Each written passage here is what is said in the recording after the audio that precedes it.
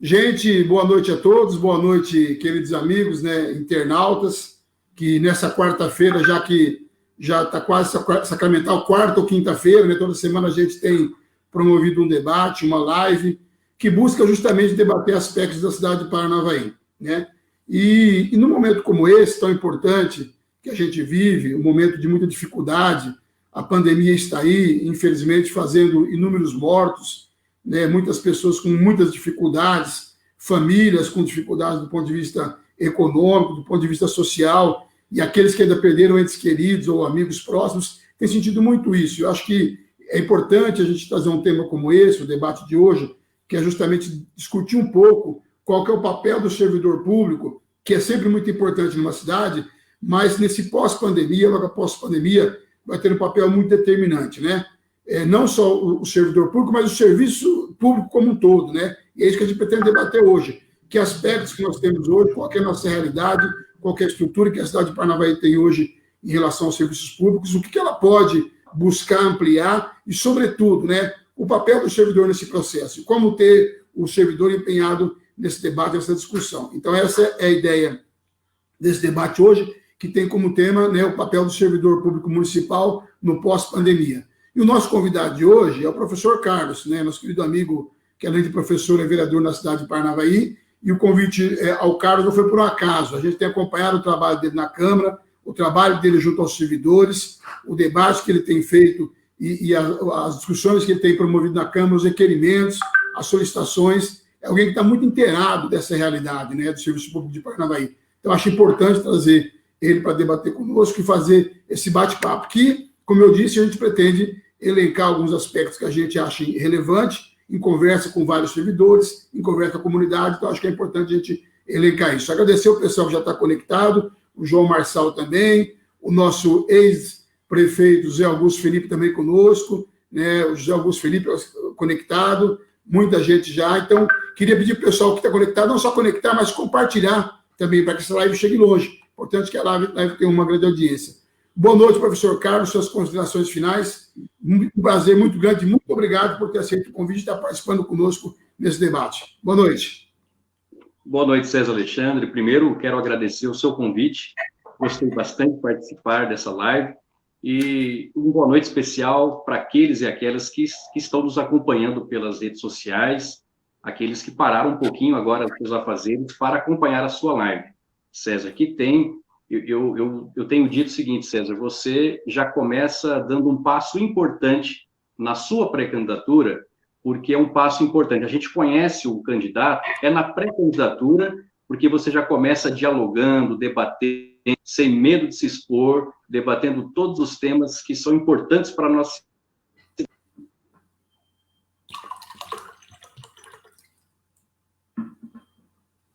Carlos, os debates que você tem promovido. Então, parabéns por essa iniciativa. Bom, hoje nós vamos tratar, né, César, de um assunto extremamente importante, porque é a partir dos servidores públicos que nós vamos ter serviços públicos na cidade. Nós temos não só os mais de 2.700, mais ou menos, servidores do município, mas nós temos os servidores do Estado, servidores federais. Nós temos muitos servidores públicos na cidade de Paranavaí. Se você pensar do ponto de vista econômico, imagina o quanto esses servidores, de forma econômica, ativam a economia da nossa cidade e promovem a nossa cidade. Então, é um prazer estar aqui com você. Eu que ingressei no serviço público em 2008, ingressei no PSS. Aliás, eu quero fazer uma saudação a todos os servidores que são PSS. Eu senti na pele, César, o que é ser PSS. Tinha 5 escolas e percorri essas escolas aqui na região toda, inclusive comecei trabalhando na PED, que é ligada ao CBJA Paranavaí. Um abraço, Sandrinha, que está como diretora.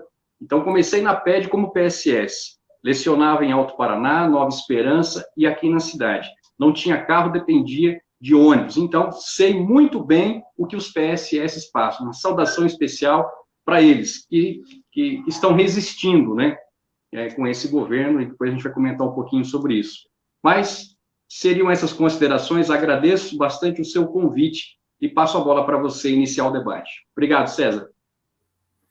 O Carlos, Edinardo, Carlos, nesse debate que a gente tem feito, pensando um pouco no pós-pandemia, a primeira pandemia chegou e ela demonstrou dos vários malefícios que ela nos trouxe, mas ela também nos permitiu observar o quanto o serviço público é importante e o quanto o papel do Estado é determinante na sociedade, né? Muita gente, às vezes, fala do Estado mínimo, o Estado tem que ser mínimo, o Estado tem que participar o mínimo possível da sociedade, ser enxuto. Então, o que a gente vê na cidade de Paranavaí hoje, eu volto a dizer, né, algumas deficiências que eu acho que a cidade precisa debater, né? O modelo de saúde que Paranavaí adotou, e não estou me referindo apenas nos últimos 4 anos, o modelo de saúde que a cidade adotou ao longo dos últimos 20 anos, né? O processo de centralização da nossa saúde, que acabou se resumindo a uma estrutura hospitalar única, que é a Santa Casa de Paranavaí. Infelizmente, a gente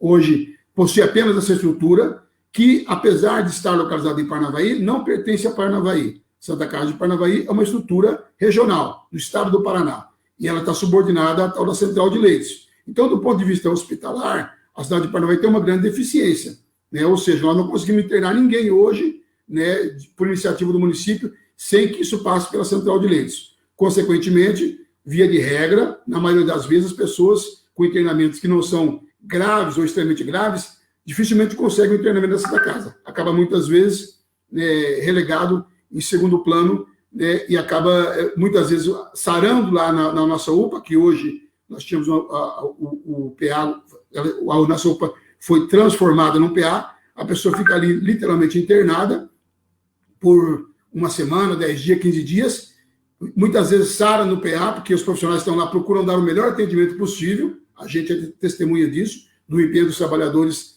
da UPA, mas a estrutura física ela não permite o atendimento de qualidade.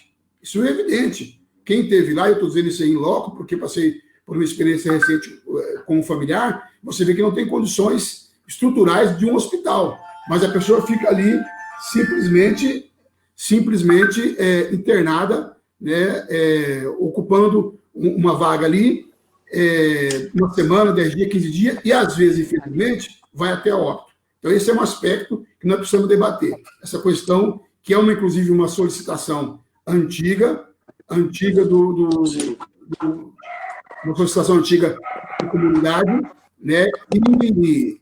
E a população, apesar de solicitar um hospital municipal, e isso está presente lá, se a gente for olhar as conferências municipais de saúde, ela constantemente ela solicita isso, pede isso, todo ano, na conferência está como prioridade principal o tal do hospital municipal. No entanto, infelizmente, os gestores, todos eles, praticamente os últimos, não fizeram debate sobre essa questão. Focam de que a Santa Casa e o Hospital Regional, a Unidade Morumbi, vai resolver o problema de Paranavaí. E, na verdade, a gente sabe que na prática não vai. Eu insisto nisso. Essa questão do Hospital Municipal, que é uma solicitação do Conselho Municipal de Saúde, que é uma solicitação da Conferência Municipal de Saúde, ela é fundamental, ela é determinante, né? É preciso que a gente abra esse debate na cidade, porque não dá para você pensar uma cidade do porte de Paranavaí, né, sem uma estrutura como essa. E, consequentemente, é até uma forma de você, inclusive, qualificar ainda mais o nosso profissional de saúde, que vai dentro do hospital, inclusive, poder desenvolver melhor suas atividades, ter, inclusive, até uma remuneração melhor. Então, acho que essa questão do hospital municipal é uma questão determinante, fundamental para a cidade de Paranavaí. Que eu tenho dito, é uma solução ou é uma possibilidade que a gente já vem debatendo há algum tempo. A cidade, não só de Paranavaí, precisa de um instrumento onde o município consiga internar os seus pacientes, consiga, inclusive, do ponto de vista da carreira profissional dos profissionais de saúde, possa ter um espaço, inclusive, de aprendizado, de aperfeiçoamento. Então, pensar numa estrutura de um hospital municipal para a cidade de Paranavaí, ela é urgente. Não é possível você imaginar uma cidade com 90 mil habitantes, 88 mil habitantes, já a projeção de quase 90 mil habitantes, que depende exclusivamente de uma estrutura regional, que é o Hospital Regional Santa Casa de Paranavaí. E aí vão dizer que a Unidade Morumbi, quando inaugurar, vai resolver. Não vai resolver o problema da cidade de Paranavaí. A Unidade Morumbi vai amenizar o problema da região, porque ela continua subordinada à central de leitos. Paranavaí, hoje, se precisar internar alguém, não tem nenhuma autonomia. Por isso que as pessoas ficam uma semana, 10 dias, 15 dias na nossa UPA internada. inclusive causando problemas para os pacientes, Carlos, e para os profissionais que lá estão, que fazem todo o trabalho possível para tentar recuperar as pessoas, trabalham sob pressão, porque não conseguem muitas vezes dar resolutividade do ponto de vista de internamento, e cria-se um ambiente, inclusive, de conflito entre o cidadão, que está lá muitas vezes querendo atendimento, e o profissional que está atendendo. Então, qualificar, dar condições, ter uma estrutura municipal de saúde capaz de internar os nossos pacientes, é dar dignidade para o cidadão e, sobretudo, também dar dignidade para o profissional de saúde que está lá fazendo acompanhamento, que está lá atendendo as pessoas. Por quê? Porque não vai ter essa pressão. E hoje ele vive sob pressão. Então, acho que essa questão do hospital municipal é um debate que vai ter que estar colocado nessa eleição, e não no intuito de ser uma bandeira desde aquela candidatura, mas, sobretudo, porque é uma solicitação antiga da cidade, é uma solicitação antiga do nosso querido Conselho Municipal de Saúde e das conferências municipais de saúde. Por outro lado, a nossa estrutura atual dos postos-saúde, eu tenho dito isso constantemente, nós temos aí uma dúzia de postos-saúde da cidade de Paranavaí. A pergunta é, adianta a gente ter 10, 12, 13, 15 postos-saúde da cidade de Paranavaí se ela não consegue atender as pessoas com qualidade?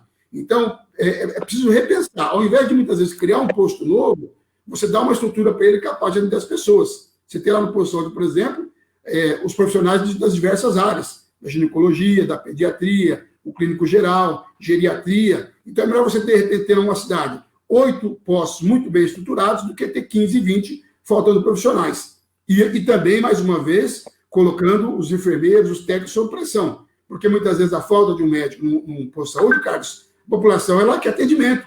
Ela vai se virar contra quem? Contra o trabalhador que está no local. Então, acho que é preciso pensar isso, é preciso repensar a nossa saúde, a estratégia de pensar os postos de saúde e os atendimentos, e, sobretudo, debater essa questão do hospital municipal. Acho isso fundamental para a cidade de Paranavaí nesse momento. Viu, César? E a população sentiu bastante a saída dos médicos cubanos aqui da cidade de Paranavaí.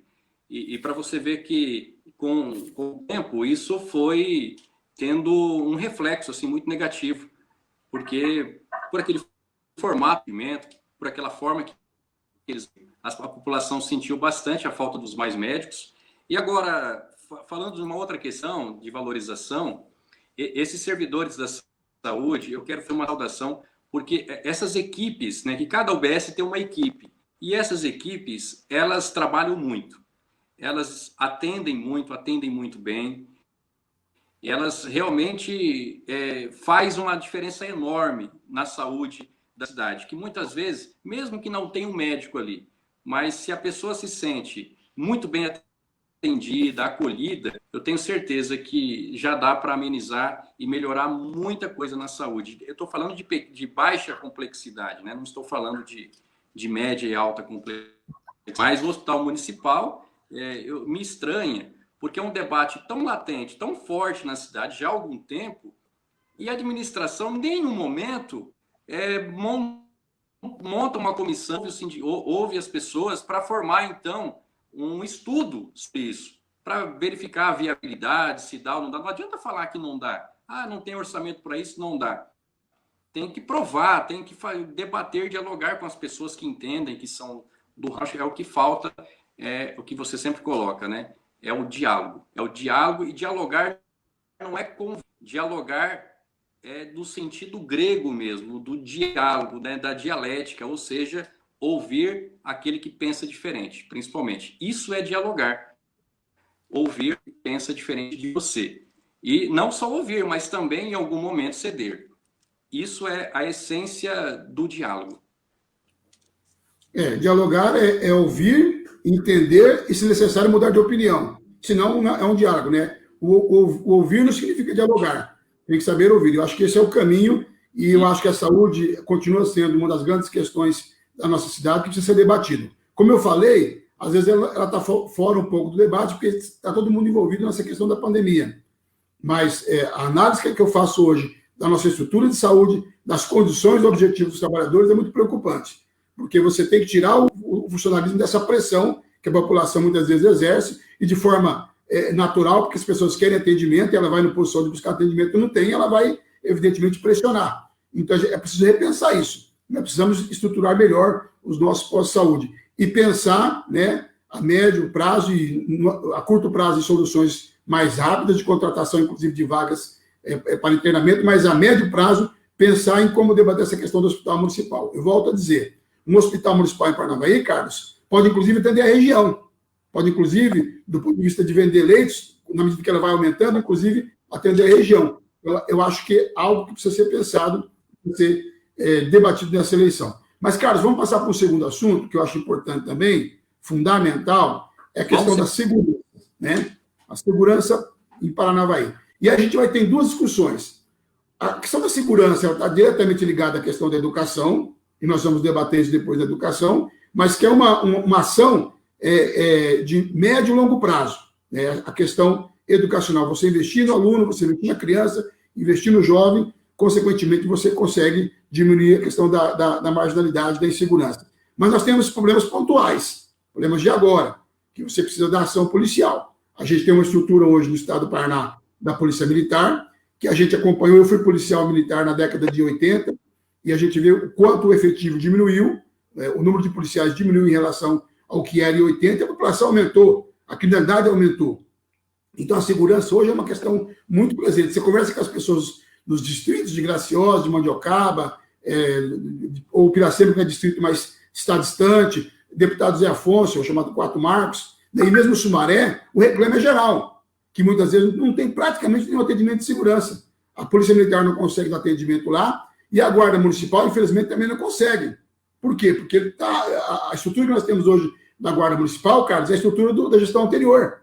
Não houve praticamente nenhum acréscimo na estrutura da nossa querida Guarda Municipal. Para você ter uma ideia, nem fardamento, a informação que me chegou é que nem fardamento não se consegue renovar com esses trabalhadores. Então, olha a condição que está remetido à nossa segurança.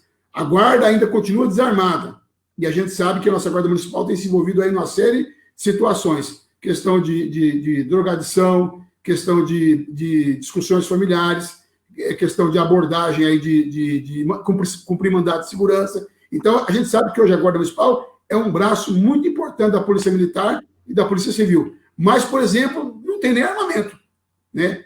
E acho que essa é uma questão também que precisa repensar essa questão da segurança. Eu volto a dizer, a gente tem um investimento a médio e longo prazo, que é na educação, cultura, lazer, que nós vamos debater na sequência, mas eu acho que a Guarda Municipal hoje precisa ser revista. O nosso efetivo é o mesmo de 4 anos atrás, 2 viaturas apenas, 4 motos, que são as mesmas motos de 4 anos atrás, ou seja, é uma situação extremamente... e até estranho, né? Porque a atual gestão é ligada à área de segurança pública. Olha, César, a Guarda Municipal é um serviço extremamente importante. Quero mandar um abraço para o pessoal da Guarda Municipal, que me disseram que ia acompanhar a nossa live. A Guarda Municipal, falta formação continuada. Eles não têm preparo, não estou dizendo isso. Eu digo formação continuada, formação contínua com esse pessoal, formação qualificada. Tiveram uma há pouco tempo, até vi na imprensa em Arapongas, mas tem que ter mais. Tem que ter equipamentos de qualidade e tem que ter, às vezes, esse pessoal não tem uma sede. Eles estão praticamente amontoados ali na rodoviária da cidade, teriam que ter uma sede própria, tem que ter um comando próprio. Hoje a Guarda Municipal ela é atrelada ao DITRAN, então eles, na verdade, são a Secretaria de Patrimônio própria, para ter essa é a minha visão que eu compartilho com os colegas da Guarda, não é uma imaginação minha, né? Aí é que está a gestão que participa e que escuta aqueles que estão na atividade. Então, para você ter uma ideia, eles não têm aquele radinho amador que até criança tem para se comunicar. Eles não têm. Aquilo lá faz uma falta enorme. Então, falta bastante equipamento, falta qualificação. Como você citou, teve um tempo que o pessoal fazia vaquinha ali para comprar o coturno, para você ter uma ideia. Então, quando a gente fala em servidor, a gente fala da valorização dos servidores públicos. E quando eu falo de valorização, é valorização na carreira. Não é bônus, bonificação, não. É valorização na carreira do servidor, no plano de cargos e salários e também as condições de trabalho. Então, essas duas coisas precisam caminhar junto. Valorização dos servidores e as condições de trabalho. E aí, com certeza você vai ter um desempenho muito melhor na aplicação dos serviços públicos. Então, você tocou muito bem da Guarda Municipal, e a Guarda precisa do nosso apoio nesse. Como eu falei, a Guarda hoje compõe de, se não me engano, 35 trabalhadores, né? Não houve nenhum acréscimo em relação à gestão anterior. A estrutura que tem é 2 viaturas e 4 motos, que também são estruturas antigas. E aí, para dar conta de atender a toda a população e mais os distritos, realmente ficou inviável.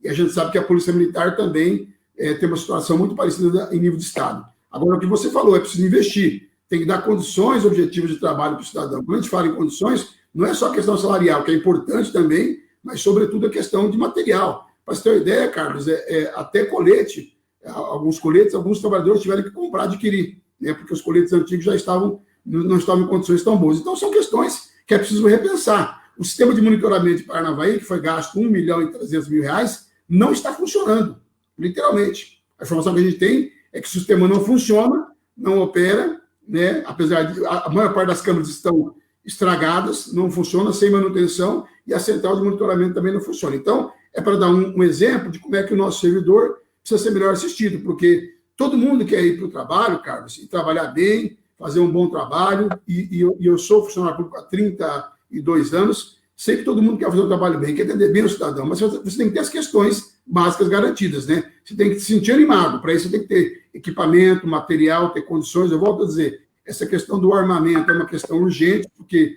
esses policiais, esses guardas municipais, apesar de ter a ideia de ser guarda patrimonial, mas eles se envolvem constantemente em situações de risco, em situações efetivamente objetivas, e muitas vezes não estão preparados para essas situações, porque só o fato de estarem desarmados já coloca a bandidagem em vantagem. Consequentemente, nós podemos ter uma fatalidade aí, infelizmente, com um policial desse, uma guarda municipal dessa. Eu acho que é uma questão que precisa ser pensado, precisa ser redimensionado. Eu acho que essa questão é fundamental. Dois bem que eu me lembrei com relação à guarda, o que falta bastante, falta efetivo. E se falta efetivo, falta concurso público. Então, são duas peças fundamentais.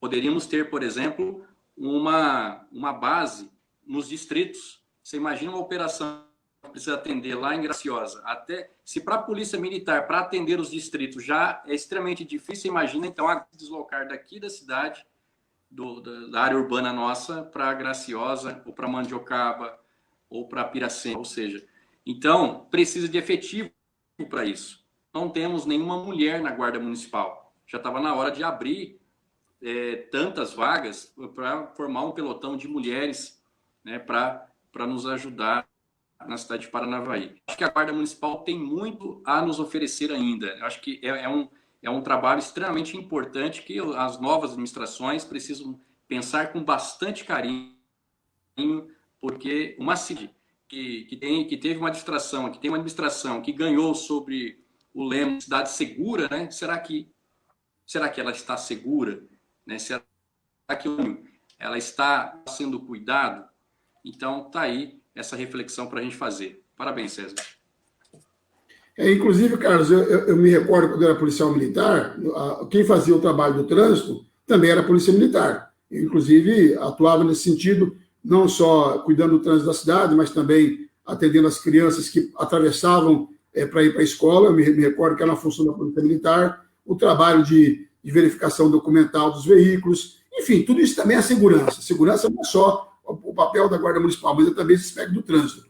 E penso também que essa questão do DITRAN, para nós, tem que ser repensado. Eu acho que o DITRAN não pode se resumir, basicamente, à atividade do STAR. Eu acho que ele cumpre essa função hoje, mas essa função, inclusive, esse debate, outras cidades têm experiência do STAR ser um serviço, por exemplo, terceirizado, já que a função dele é atender o comércio, é garantir a rotatividade de vaga, e, de repente, você tem um trabalhador lá, público municipal, que podia estar sendo utilizado, Carlos, em outras ações educativas, por exemplo, nas escolas, né, o cuido das nossas crianças que atravessam, que vão à aula, que tem situações de risco, como, por exemplo, nos 3 conjuntos, que é uma situação de risco extrema lá, para as crianças que fazem a transposição. A gente sabe que hoje o DITRAN faz isso, mas eu estou dando aquele exemplo, mas isso poderia ser em outros locais da cidade também, não só lá. Hoje lá, depois de muita solicitação da população, acabou se colocando o pessoal para fazer esse trabalho lá. Mas, enfim, aproveitar mais a Ditran, os trabalhadores da Ditran, no sentido de, inclusive, ter uma carreira, uma progressão na carreira, né? Eles terem uma perspectiva profissional de crescimento. Então, acho que pensar de juntar essa questão da Guarda Municipal, do Ditran, eu acho que é algo que merece debate, copiando alguns exemplos de algumas cidades, né? E aí você possibilitando, inclusive, para eles terem uma carreira. Aquele que, de repente, está melhor no trânsito, aquele que, de repente, está melhor na abordagem policial, no policiamento, no monitoramento dos prédios públicos. Estima-se, Carlos, que gasta aí em torno de 600, 700 mil reais por ano com vandalismo, né? Então, só por isso já demonstra a importância de ter uma guarda municipal estruturada. Mas eu volto a dizer, você tem que ter valorização profissional, você tem que dar equipamento para esse pessoal, que hoje falta, você tem que dar condições físicas para que eles executem sua tarefa.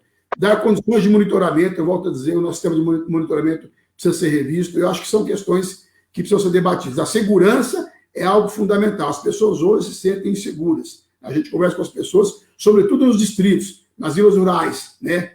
A ausência do policiamento não é porque a guarda não quer ir, ou a polícia militar não quer ir, é porque a estrutura é pequena, é limitada, de veículo, de gente, de pessoal. Então é preciso pensar nisso, né? Agora eu queria passar para um outro assunto, Carlos, que também envolve diretamente os servidores municipais.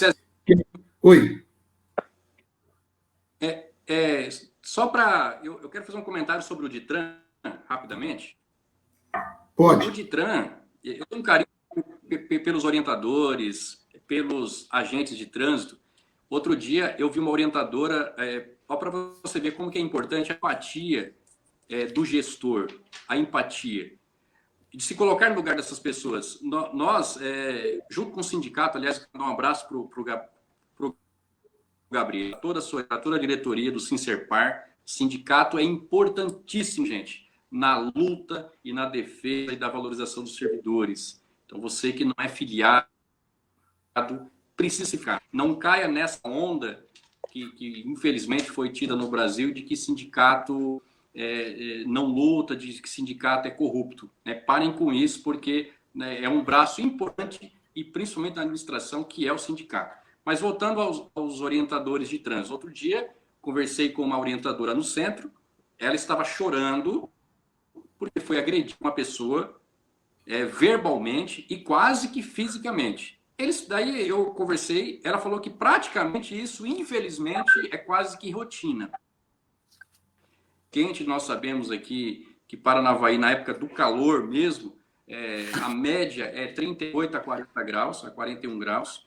Então, nós pedimos, assim como Maringá, a insalubridade, que eles tenham a insalubridade, porque eles estão expostos ao sol e expostos, inclusive, a situações como essa que essa orientadora me disse. Então, esses orientadores de trânsito, outra coisa, precisam de mais efetivo, precisa de mais gente, precisa de formação, precisa de uma secretaria realmente que se envolva.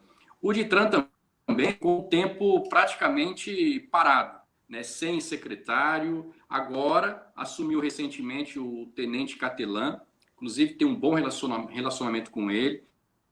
Ele me parece uma pessoa preocupada, claro que chegou um pouco tarde na gestão, né, tá fazendo um trabalho bacana, tem dialogado com a gente, né, então eu quero também registrar de que tem secretário que dialoga, tem secretário muito bom que está sempre com a gente. Bom, então esses orientadores precisam ser vistos com carinho. Os orientadores e também aqueles agentes de trânsito, que são poucos. Muitas vezes, outro dia, estavam cortando uma árvore belíssima aqui na Luther King, Heitor Furtado, aquela árvore histórica que tinha ali, estavam cortando, o pessoal estava ali fazendo o trânsito, enquanto o centro todinho estava precisando de atendimento. E aí, porque estavam desligados. Eu vim falar com eles disseram, a gente não tem como atender duas coisas, nós só temos um carro aqui. Quer dizer, é falta de gestão, porque a cidade, ela não é mais uma cidadezinha pequenininha do interior. Paranavaí está quase com 100 mil habitantes, já é uma cidade de médio porte. E parece que ainda há essa visão de que é uma cidade pequena, e não é. A gente precisa ter esse lado também. Ô, Carlos, eu queria agora falar um pouquinho sobre educação, a gente já está chegando já há quase uma hora, vamos tentar... Eu acho importante debater essa questão da educação na cidade de Paranavaí, porque isso é bandeira de campanha de quase todos os políticos, né? Investir na educação, saúde, educação, né? Enfim, o debate sempre gira em torno disso das eleições. E a gente, como professor, você também, professor, como eu, sabe que depois, na prática, a educação, ela muitas vezes ela não tem a atenção necessária. A gente sabe, por exemplo, tem muitos aspectos positivos na educação das cidades. E Paranavaí não é diferente. Basta ver o crescimento do IDEB constante, né? A cada ano você vê o crescimento do IDEB. Isso, claro que, às vezes, muitas vezes o prefeito quer dizer, olha, na minha gestão o IDEB cresceu tanto. De fato, vem crescendo. Mas se você pegar todos os prefeitos, o IDEB vem crescendo. Isso é fruto do quê? Isso é fruto da competência dos profissionais na educação. Nesse sentido, Paranavaí, eu sempre digo, eu tenho uma esposa que era professora, está aposentada, minha filha é professora municipal, uma série de amigas que a gente conhece que atuam na área, a gente sabe da capacidade do pessoal. E não é só achar, a gente vê o indicador do IDEB. Ele, por si só, fala. Independente da administração, o IDEB vem numa crescente na cidade de Paranavaí. Agora, é possível melhorar isso, é possível potencializar isso, né? Eu acho que a gente precisa debater algumas distorções. Por exemplo, isso era um debate já antigo meu, eu sei também que você fez essa discussão em torno disso, da questão dos agentes de apoio, que quando fizeram o concurso municipal, foi exigido deles, evidentemente, formação na área de pedagogia, né? Ou na área de magistério, pelo menos. Ora, se você tem no concurso público uma exigência para que ela tenha alguma formação na área como professor, como é que ela não ganha como professor, né? Que é o caso específico de Paranavaí. Então, você tem uma subclasse de professores que tem uma função tão importante quanto os demais professores, porque ela está ensinando a criança lá, a gente chama de creche usualmente, né? Mas dos CMEs, né? Então, como é que você vê essa questão dessa disparidade, né, entre esses profissionais? E aí eu queria que você falasse um pouco também sobre a questão, a gente teve uma questão recente dos estagiários, que é uma outra categoria também, Carlos, fundamental também no processo de ensino, na cidade de Paranavaí também, e que muitas vezes até, em alguns momentos, cumprem a função de professor. A gente tem situações aí em várias escolas que são justamente os estagiários que cumprem o contraturno. Escolas de tempo integral, por exemplo, entre aspas, de tempo integral, mas na verdade são contraturno. Lá, essas pessoas muitas vezes ocupam a função, né, de professor na prática, porque muitas vezes estão lá com as nossas crianças cuidando dela. Acho que falar um pouco dessas duas categorias e também falar dos professores de forma geral. Como é que você vê essa questão do magistério? Você que é professor também. Bom, César, eu, desde que tomei a iniciativa de ser professor do Estado, ser servidor público, eu sabia que ser professor do Estado não era brincadeira. E aí eu sigo do mestre Florestan, que diz que o professor tem que ser um rebelde em sala de aula, e como Paulo Freire, o professor tem que ter um ato revolucionário. E eu quero, então estender a todos os educadores, né? Porque no Estado, já com a luta que nós temos pela PP Sindicato, nós teremos educadores e educadoras, todos aqueles que estão no chão da escola, que têm envolvido com a educação dos estudantes. O que acontece? Desde a mudança, César, da LDB, nós tivemos uma separação. Então, antes da LDB, existia, que era praticamente um depósito de crianças. Após a LDB, nós temos os CMEs, né, que é um centro de educação. Então, já é um centro de alfabetização. Ali não é depósito de criança. E por sinal, nós temos excelentes CMEs aqui. Eu quero cumprimentar a todas e todos agentes de apoio. Porque desde a gestão passada, eu sempre, isso aí eu tenho acompanhado as agências de apoio desde o início, a luta que elas travaram e travam ainda por esse reconhecimento enquanto educadoras, que elas educam, são elas que acho que a grande maioria são mulheres. Então, os agentes de apoio, César, eram para estar enquadrados no plano magistério, no plano de cargos e salários dos professores, porque, afinal, eles desempenham a atividade do professor. Então, essa distorção, temos um grande desafio na próxima administração. Precisamos encontrar, e nós temos exemplos de municípios que conseguiram mudar essa lei, enviar vereadores, fazer um enquadramento para que elas possam ganhar o piso do magistério. para você ter uma ideia, aqui no município de Paranavaí, algumas agentes de apoio entraram na justiça para poder ter um título do pagamento do piso nacional. E aí, no contra-cheque, vem lá o valor do piso. Portanto, ela continua sendo agente de apoio.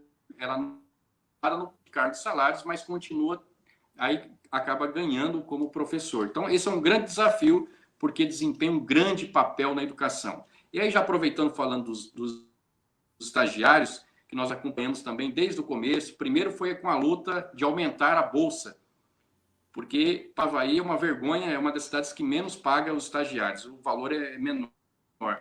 Os estagiários poderiam também estar agora auxiliando na educação à distância, ou seja, uma nova ferramenta que eles poderiam estar ali trabalhando, não estão. O que a administração achou melhor dispensar, porque não está tendo a presencial, dispensou mais de 200 estagiários no momento de pandemia, no momento crítico da nossa economia, e ficaram sem as suas bolsas. Houve uma suspensão temporária desses contratos. Esperamos que muito em breve esses contratos sejam revistos e sejam retomados pela administração, porque eles estão precisando bastante. Então, quero mandar um abraço, inclusive, para a Edilene. Edilene é uma grande companheira que está sempre na luta, junto com os demais, na luta pelas agências de apoio. Tá? Infelizmente, não avançamos, mas não avançamos porque, infelizmente, não tivemos essa abertura de diálogo para que a gente conseguisse avançar. Olha, por exemplo, cara, essa questão da internet. Como é que a gente está vendo a importância da internet? Você vê nós aqui hoje fazendo uma live, você vê os problemas técnicos que a gente está tendo aí. Agora, você imagina uma criança hoje que muitas vezes não tem nem acesso à internet na sua casa. Então, o município tem que começar a pensar nisso, né? E a escola tem uma internet de qualidade? A pergunta é, as nossas escolas hoje têm internet de qualidade? Não dá mais para pensar o ensino e a educação sem esse mecanismo. Isso ficou claro agora. E isso vai ficar mais evidente ainda ali na frente. Então, quando a gente fala em dotar de uma estrutura melhor, é isso. É você ter uma valorização. A Ju comentava aí, eu acho pertinente, essa questão do plano de carga e salário, ter uma política real efetiva disso, debater isso com os sindicatos, ou seja, fazer o diálogo. É claro que o município, de repente, não tem orçamento para fazer tudo aquilo que os servidores querem, mas é preciso dialogar. O diálogo é fundamental. Sem o diálogo, você não avança, né? E o diálogo é isso. Você fala comigo uma coisa, Carlos, eu falo outra, a gente contemporiza e tenta chegar num denominador comum. Então, acho que esse será o grande desafio dos próximos gestores, o diálogo.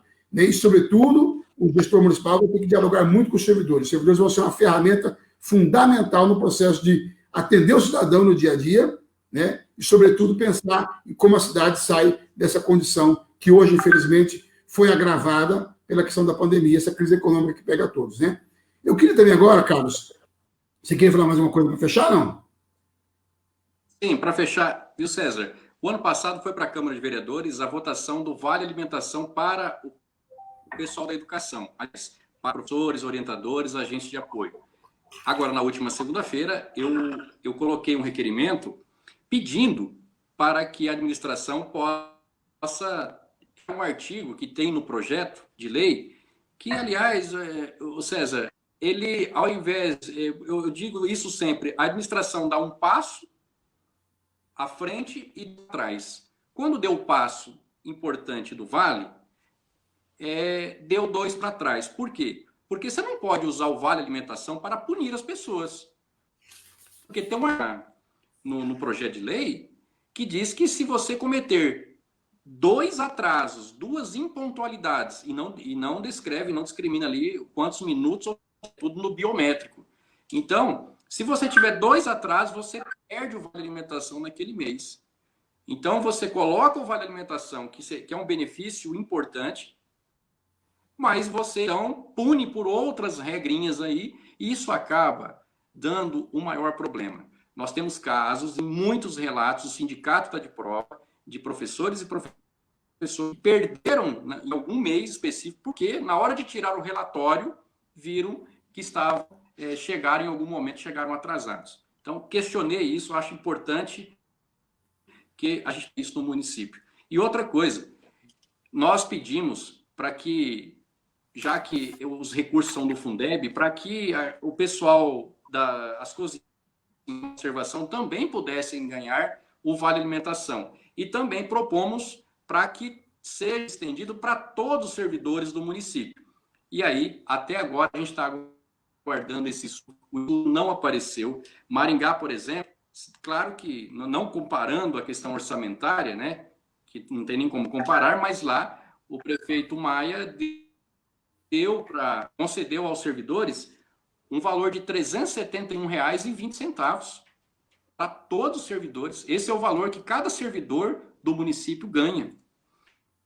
O servidor público precisa ser olhado, cuidado. E outra questão que eu queria estar comentando com você, com relação à assédio moral. Isso é muito grave e eu queria um pouquinho da sua opinião sobre isso. Essa questão Carlos, essa questão de valorização é o que eu falei. Cada município tem seu orçamento. Agora, é preciso sempre estar buscando melhorias, porque se você não melhorar as condições de trabalho, as condições de carreira, a pessoa ser valorizada, às vezes o cidadão faz um curso e não tem uma valorização. Então, são formas que as empresas, né, de forma geral, encontraram de melhorar as condições salariais. Eu acho que esse debate tem que ser feito. Eu volto a dizer, o município tem limites orçamentários, todo mundo sabe que ele pode comprometer até, no máximo, 50%, 51% da sua arrecadação com folha de pagamento. Então, ninguém está dizendo aqui que vai fazer o que dá para fazer, até mesmo porque é impossível você prometer algo. Mas é possível abrir o debate. Eu acho que essa questão do diálogo ela é fundamental. Eu volto a dizer, a gestão tem que encarar o funcionalismo ou os sindicatos como parceiros, porque eu volto a dizer, uma administração só vai bem, Carlos, se o funcionalismo estiver empenhado junto com a administração. Eu acho que esse é o grande desafio dos próximos gestores pós-pandemia. Por quê? Porque a exigência dos serviços públicos vão ser muito maiores. Então, acho que o gestor vai ter que ter muito mais capacidade de dialogar, de articular, não só com a sociedade, mas também com os servidores, com os serviços públicos. Essa questão do assédio ele é um problema que ocorre não só, muitas vezes, no serviço público, mas também em empresas privadas. E eu acho que tem que ter mecanismos de você acompanhar isso, mecanismos, inclusive, de denunciar isso. Eu acho que aí cabe, volto a dizer, uma administração democrática tem que criar mecanismos para isso, para que as pessoas possam, inclusive, denunciar. Várias empresas hoje têm sistemas internos de denúncia, de assédio, que, inclusive, para empresas contratadas externamente, tem empresas, Carlos, tem uma empresa que acompanha essa questão da denúncia, que não é vinculada à empresa. Contratou alguém para fazer esse trabalho, auditado, inclusive. Por quê? Para garantir toda a lisura do processo. Então, acho que essa questão do assédio ela é uma realidade, infelizmente, que acontece em todos os setores, setor privado e público. Mas tem que ter forma de contornar isso. Eu acho que a principal é essa, criar mecanismos dentro da administração pública municipal que possa, inclusive, ser um canal de denúncia, com isenção, com imparcialidade. Por quê? Porque, às vezes, a pessoa, no intuito de pressionar um trabalhador, acaba exagerando na dose. Isso realmente é um crime, não dá para ser aceito. Você ter um tipo de comportamento desse, nem dentro do serviço privado e muito menos no serviço público. Então, acho que essa é uma questão também que uma administração democrática, participativa, também vai criar canais internos para os funcionalismos também colaborar com ideias, colaborar com questões e também denunciar quando houver alguma irregularidade ou até algum assédio. Eu acho que é criar canais internamente de comunicação que possibilite isso. Ô César, eu quero me dirigir agora ao servidor público que está e comentar duas coisas que incomodam muito, que tensam muito o servidor e a consequência disso é o número grande de adoecimentos. Nós temos um número grande, infelizmente, de pessoas que pedem licença médica. E qual que é a atitude do gestor? Na minha visão, a atitude não é aproveitar esse montante de licenças para punir. Ele já está fragilizado. E aí você pune? Não? Então, esse não é o papel. O que você tem que fazer? Se está aumentando o adoecimento, você precisa investigar e criar uma comissão e verificar o que está acontecendo para você implantar políticas públicas para isso. Isso, a gente tem uma experiência muito ruim no Estado, onde, infelizmente, o governador Beto Richa e o governador Ratinho se utiliza disso para punir as pessoas. Por exemplo, no Estado, quem apresenta licença médica não pega aula extraordinária, ou seja, você pune o servidor. Então, isso incomoda muito. Uma outra coisa que incomoda muito o servidor, você que está me ouvindo, é a economia. Ou seja, no mesmo departamento, na mesma secretaria, você vê que um colega seu, por ter uma afinidade maior com o chefe imediato, ele tem alguns privilégios internamente e você não. Então, isso tudo tem que ser visto, porque isso causa adoecimento no funcionário. Quantos relatos eu já tive? Eu quero agradecer muito a confiança que eles têm em mim, porque me ligam, me mandam WhatsApp, falam, né? E sempre assim, para guardar aquele segredo absoluto, aquele medo, né? E eu fico incomodado com isso, porque se ele sente esse medo, é porque alguma coisa de errado está acontecendo. E aí eu pego a questão do assédio moral. Nós apresentamos o projeto na Câmara de Vereadores, mas infelizmente nós não conseguimos avançar o projeto de assédio, porque um tribunal lá de São Paulo, pelo governo Dória, entrou com uma liminar no Tribunal de Justiça, e aí foi para o Supremo tornou agora inconstitucional, ou seja, não é de iniciativa do Legislativo apresentar um projeto de assédio moral. Quem que tem que apresentar é o Executivo. Então, o Executivo tem que mandar para a Câmara um projeto desse de assédio moral. Nós temos aqui no Paraná o projeto que foi apresentado, inclusive, por um companheiro nosso, que é o Tadeu Venere, que apresentou e está em vigor, inclusive, o projeto de assédio moral no Paraná. Então, a gente queria implantar aqui, porque nós não queremos mais, e nós precisamos ter uma meta com relação a isso. Funcionários que não podem se expressar, que não podem ir para as redes sociais, que não podem fazer uma crítica, que não pode, inclusive, noticiar as coisas boas que ele faz no seu departamento. Por exemplo, a UBS, que podia ter uma página na internet e fazer ali tudo tem que passar pela censura da secretaria. Eu estou fazendo essa crítica porque eu acho que eu tenho legitimidade para fazer, tenho feito isso da Câmara de Vereadores. Então, só pontuando e relembrando, o que incomoda o servidor? Isonomia, assédio moral. Isso e a questão da punição. Né? A punição, você leva pessoas à loucura e à doença mesmo, à doença mental mesmo.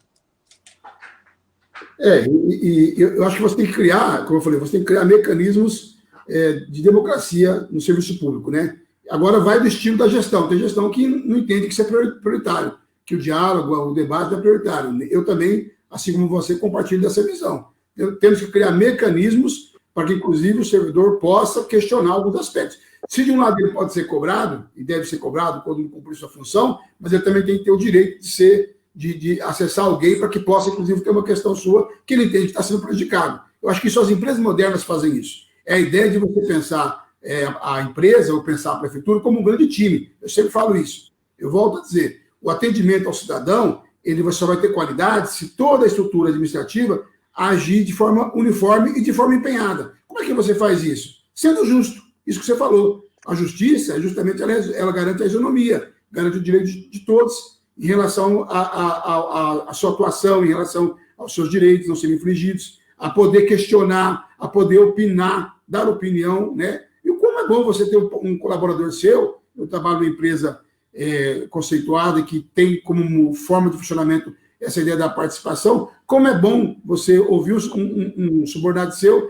dar uma ideia boa que vai resolver o problema da empresa, vai gerar eficiência no serviço, vai gerar qualidade, né? Agora, também ele tem que ter o direito de, quando ele tiver alguma situação que ele entenda que está sendo prejudicado, de questionar, sem ser pressionado, sem ser, ou seja, sem sofrer nenhum tipo de assédio. Eu acho que você está correto nisso, é uma boa proposta, infelizmente, que pena que o Legislativo não pode fazê-lo, mas fica uma dica aí, né? Eu acho que aquele que está à frente da gestão pública tem que criar mecanismos para isso. Carlos, estamos chegando já no final, 1h10, eu sei que ficou muito assunto para debater, infelizmente, a gente teve um problema técnico, mais adiante com um novo debate, mas infelizmente a gente teve esse problema técnico. Eu queria que você falasse um pouco, Carlos, a gente faltou falar de várias áreas, né? A gente tinha mais para debater sobre meio ambiente, cultura, mas, de certa forma, a gente está debatendo os servidores como um todo, demonstrando o quanto essa estrutura que a gente tem hoje, ela é fundamental para o funcionamento da cidade. E vai ser mais fundamental nesse pós-pandemia, porque as pessoas vão precisar disso, de acolhimento, né?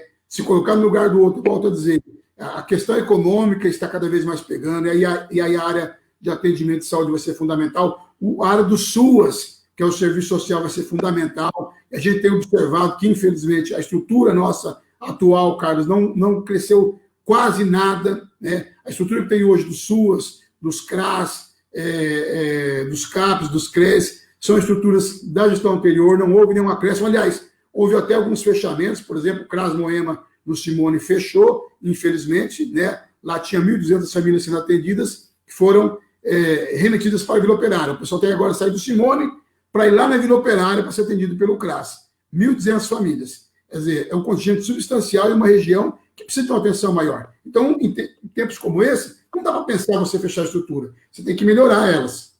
Então, acho que eu queria que você finalizasse um pouco fazendo esse fechamento, dando uma mensagem final também aos nossos servidores aí, e volto a dizer, a gente pede desculpas aí, porque problemas técnicos acontecem, né? A internet é isso, né? Tem dia que ela funciona bem, tem dia que dá crepe, equipamento falha. Hoje foi um dia desse, mas acho que a gente conseguiu, dentro do possível, fazer esse debate aí. E fica um gostinho de quero mais para a próxima live. Eu queria que você falasse, finalizasse um pouco dessas questões gerais aí e desse suas considerações finais aí, Carlos. Então, César, essa ideia de fechamento já vem desde a outra administração.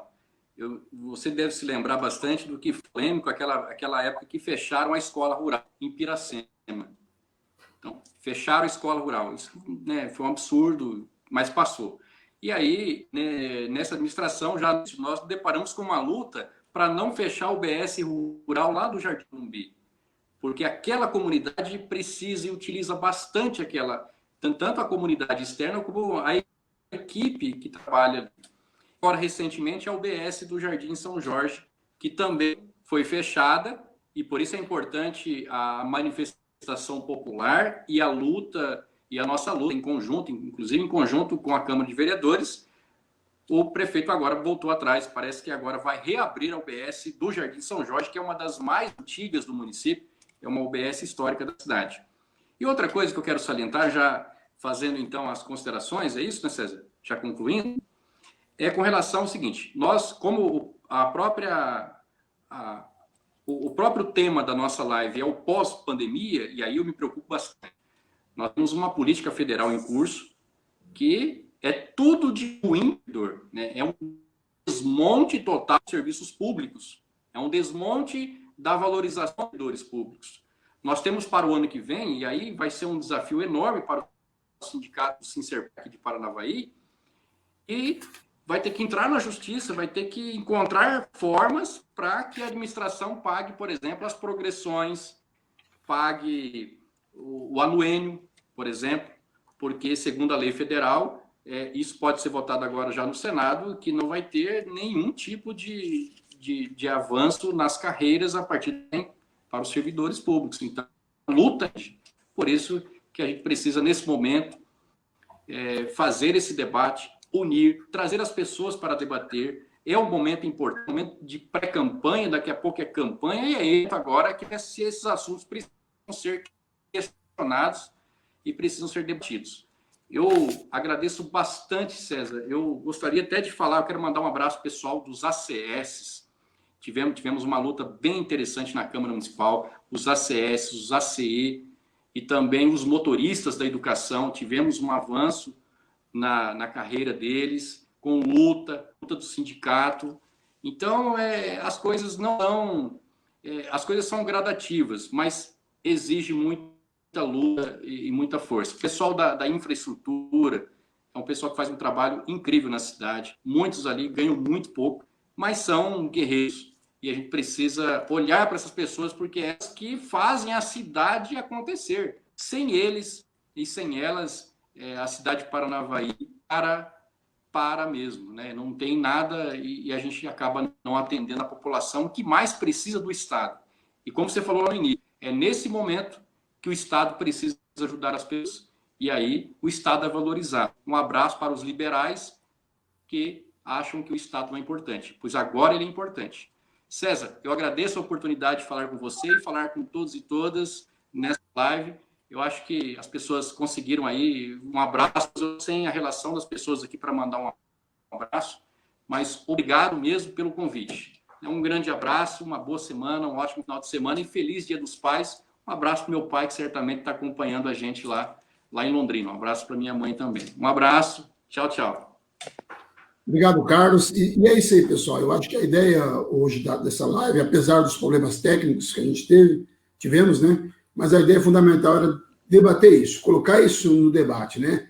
Da importância que o serviço público e, consequentemente, os servidores têm hoje. Às vezes a gente não tem ideia do que é isso, não para pensar, você está nos acompanhando, mas a gente viu a gama de situações em que estão envolvidos servidores públicos municipais, que vai desde a questão da saúde pública, está aí a pandemia demonstrando o quanto o serviço de saúde é fundamental e o quanto esses profissionais estão trabalhando de forma aguerrida, inclusive muitas vezes na linha de frente, sem nenhum tipo de remuneração extra, é o caso do pessoal que está à frente do Covid, né? São questões que precisam ser debatidas. O pessoal da área do SUAS, o Carlos falou, o pessoal, os agentes comunitários, as ACS, os profissionais, psicólogos, as pessoas que estão envolvidas no SUAS, que vai ter um papel determinante de dar assistência social para as pessoas. Então, nós não podemos pensar em nenhum momento em fechar a estrutura, nós temos que melhorar as estruturas existentes. Nós debatemos a importância que é você ter um hospital municipal, não só para atender o cidadão, mas também para, inclusive, dar condições das pessoas desenvolverem na sua carreira profissional. O quanto que a educação é fundamental, atualmente será mais ainda no pós-pandemia, que ela está diretamente ligada à questão educacional dos nossos filhos e netos, mas também, a médio e longo prazo, da questão da segurança. Se você tem uma sociedade onde tem investimento em educação, a médio e longo prazo você terá uma sociedade segura.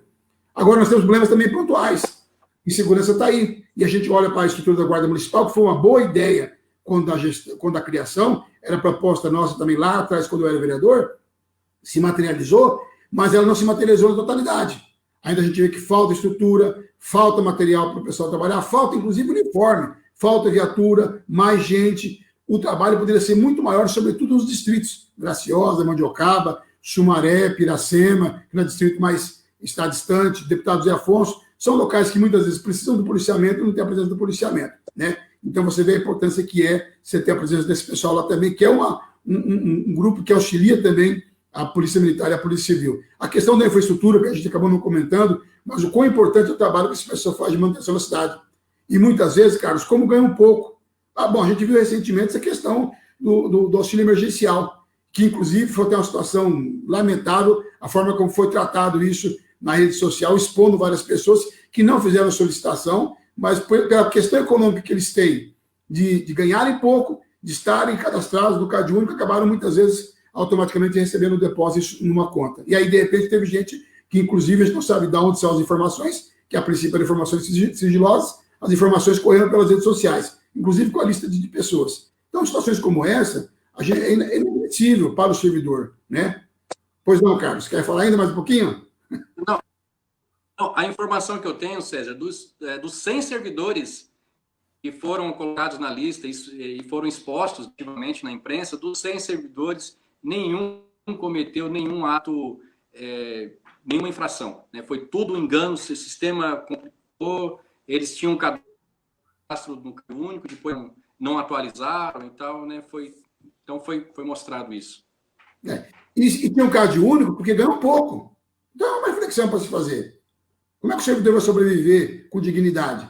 Então, eu acho que queria me reportar aos servidores da infraestrutura, porque, via de regra, é ali que estão os salários menores ali, além do pessoal também, muitas vezes, que atua também na área dos serviços gerais também das escolas. Enfim, acho que é preciso, o novo gestor vai ter esse desafio de dialogar muito, de ouvir o servidor, de, junto com ele, achar as melhores soluções para a cidade. Melhores soluções na área de saúde, na área de educação, na área de infraestrutura, na área de assistência social, né, os trabalhadores que fazem o trabalho de transporte das nossas crianças, né, os motoristas, enfim, tentar ter um diálogo muito aberto, muito constante com o servidor. Eu volto a dizer, o administrador moderno, né, ele tem que se prezar não pela autoridade, não pelo autoritarismo, mas, sobretudo, pelo diálogo.